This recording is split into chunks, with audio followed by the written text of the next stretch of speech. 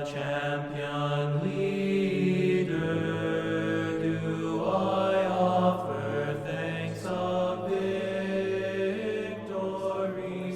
Amen. Glory be to Jesus Christ. So I've been ruminating a lot lately, mostly because I have a whole lot of free time.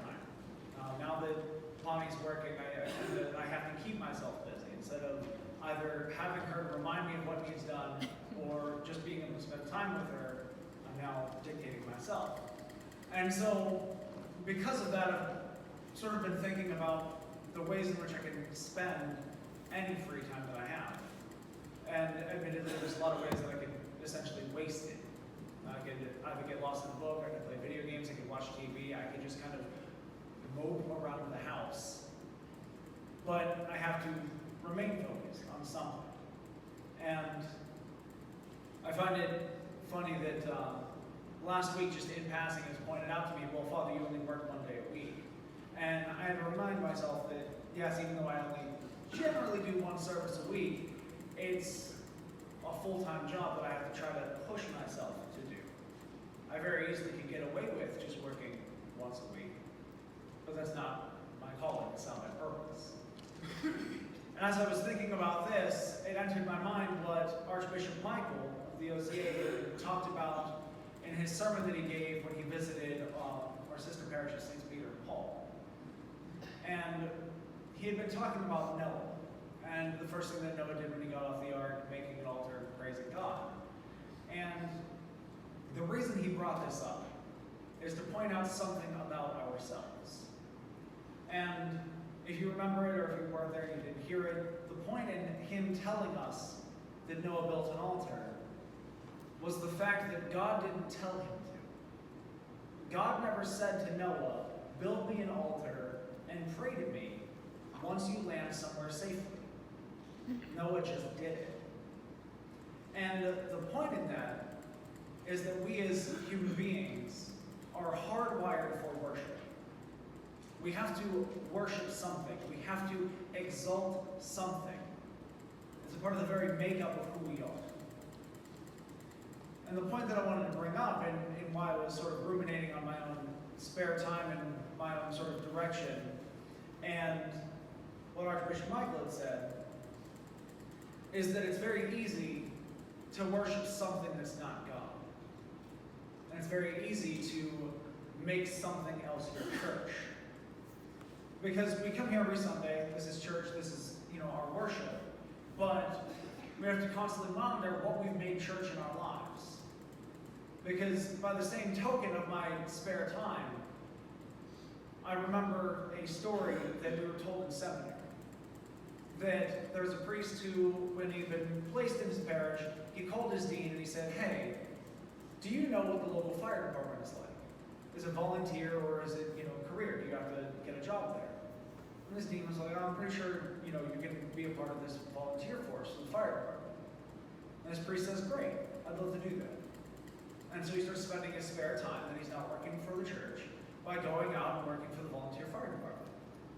And eventually he decides, well, I'm just going to leave the priesthood because I don't care. And what he had done is he had figured out that his actual vocation, his calling, was to be a firefighter. And that's fine. It's not like it's something horrible. He realized that he had chosen the wrong path. But by the same token, any of us have the same risk of putting our focus into something else and making that our church. Do we focus entirely on the fact that we want a really nice garden or a really nice house? And now that has become our church. That is what we worship. It's what we put all of our energy into, all of our thought, all of our emotion. Do we put it into our jobs? Do we put it into our hobbies? And the reason that I bring this up this week is to sort of focus on who we commemorate this Sunday. The fathers of the First Ecumenical Council. Now, they met because the church was sort of heading in a wrong direction. There were a lot of people who were believing things that we didn't believe, and the church was becoming divided. And so they got together to sort of figure out exactly what we believe. And they created the creed, That's why it's called the Council of Nicaea. We call it the Nicene Creed. They laid down what we believe.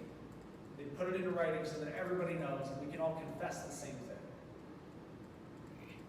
But the point is that they made the church their life. It wasn't just a part of life. It was the way of life. And I have a mug that literally says Orthodoxy is a way of life. And we have to believe that. We have to constantly aim for that. That the church is not just a part of our life. That the church is not just penciled in for Sunday mornings and whenever we can make it. That even if we're not here, we are focused on God. That the church not just stays as a building, but the church stays as a part of our hearts. So that even when we leave here, even when we are done worshiping together as a group, our worship of God hasn't ceased. And we hear this all the time through the teachings of the fathers of the church, who tell us to pray without ceasing. It came originally from St. Paul. To sort of work on constantly making everything our worship of God. To make everything our church. So that something else doesn't start to become that thing we worship. Because no matter what, we're all going to worship something. Just like Noah building an altar to God. Without being told, we are hardwired to worship and exalt something. We are built as these gifts of God. And our worship is not just, hey God, you're really great, you're the best God. It's, God, thank you, I love you, and here is my friendship. Here is my communion with you. Here is me being one with you, and vice versa. And that's the kind of worship that Noah had, and that we are all called to have. And if we don't pay attention, that worship, that desire for something greater than ourselves can so easily go awry and become something entirely not God at all.